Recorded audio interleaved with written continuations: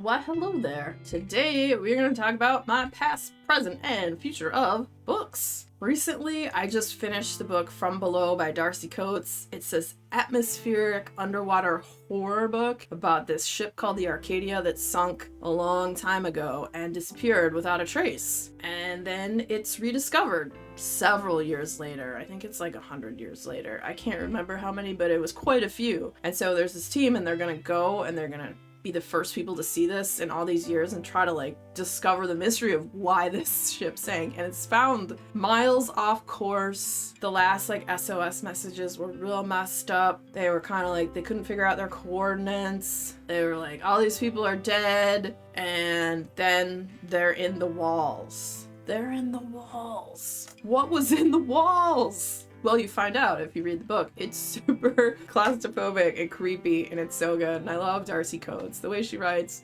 super enjoyable to read. It's addictive. It keeps me up way too late at night because I just can't stop reading it. I need to know what's going to happen next. And that book was awesome. And so currently, I'm reading The Last Tale of the Flower Bride by Roshani Shakshi. In this book, the writing so far is very vivid, poetic, just filled with vibrant imagery. It's colorful, it's vibrant, it's dreamy. I'm not super far in, but it seems like it's kind of gonna be dark fantasy romance.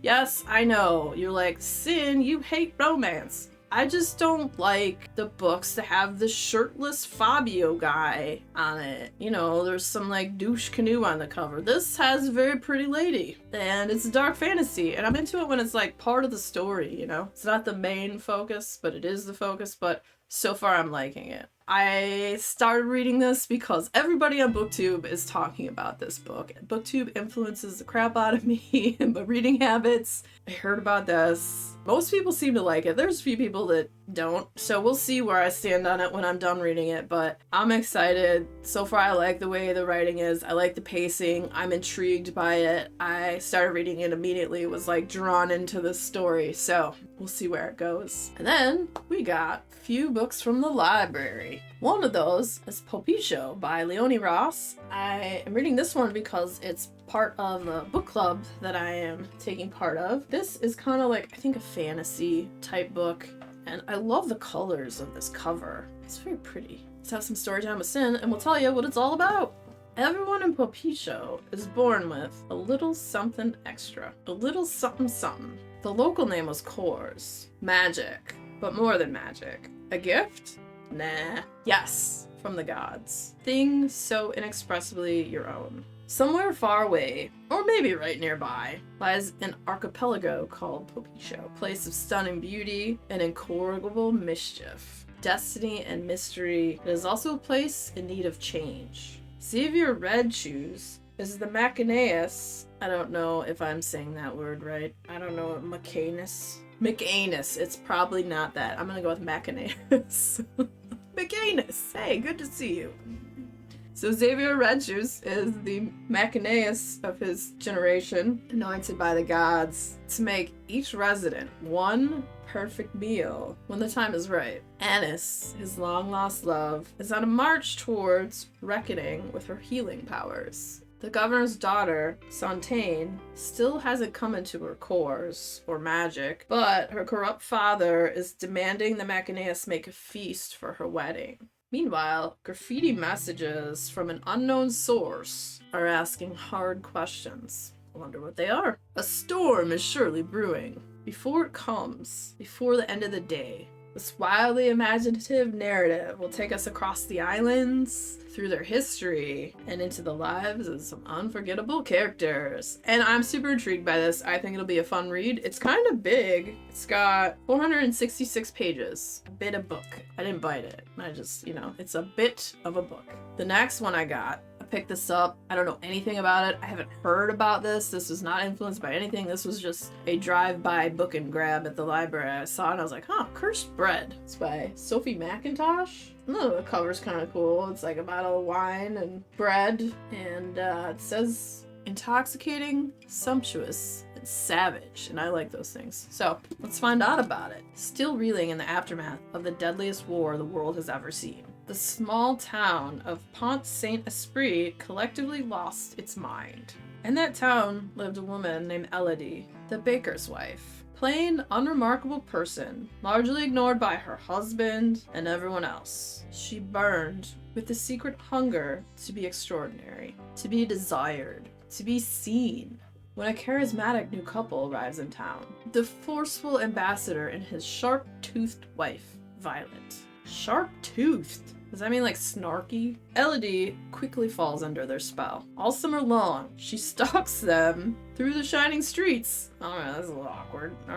Inviting herself into their home, trying to decipher their coded conversations, longing to possess them at any cost. Okay, that's weird. That's awkward. Why are they letting her in their home? She's been all creeper McCreep stuff.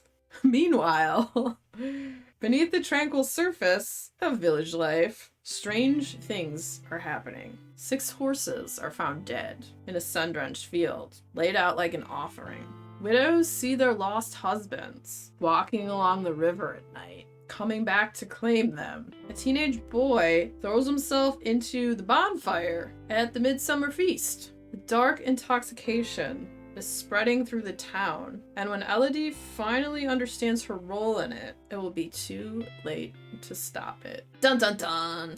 Okay, so it's called Cursed Bread, and my thinking is, this is like my hypothesis. Back in the day, because it seems like it's a back in the day kind of book, there used to be like a weird mold, and I can't think of the name of it right now, and that would grow on bread that almost had like hallucinogenic properties to it that could be kind of toxic to the nervous system and such and make you hallucinate. So maybe that's kind of what comes into play in the story, but it sounds really weird and strange and creepy, and I'm all about that. We'll let you know in the future how that book goes. All right, the next book, this is totally, I think, Instagram influenced. I haven't really heard anything about it, but I've seen this book a lot on Instagram. It has a great cover. Scorched Grace. I mean, it looks all stained glassy. It looks so cool. I love the colors. A little bit closer. It's by Margot. I don't know how to say your last name.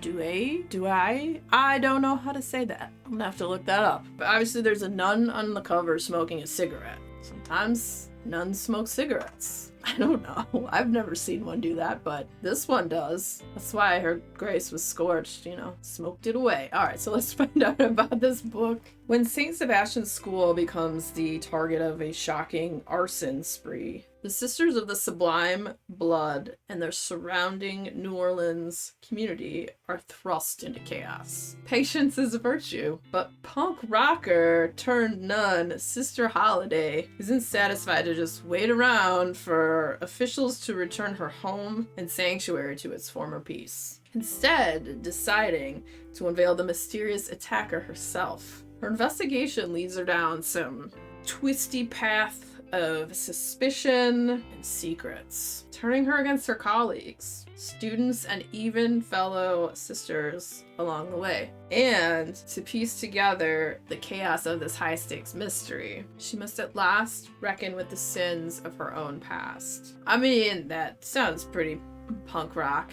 Going against everybody, trying to get to the truth of the matter. I am looking forward to getting into this and seeing what it's all about. Also, if you are interested in any of these books, I'll have links down below to those. They are affiliate links, which is a great way to support the channel, and they also support indie bookstores as well. I tell you what I am excited for. I'm excited that it's getting warm outside. I'm going to be able to go outside and read soon. I really need to get a comfy reading chair for outside, because right now we just have like this cheap little patio set with these cushions that are like, they're real thin. They're not that comfy. But we did get our raised bed garden built, which is exciting. Maybe I'll have some like footage of that as it starts to grow. I have onions currently planted, but I can't plant anything else till a bit longer because we're waiting for the Farmer Bob's.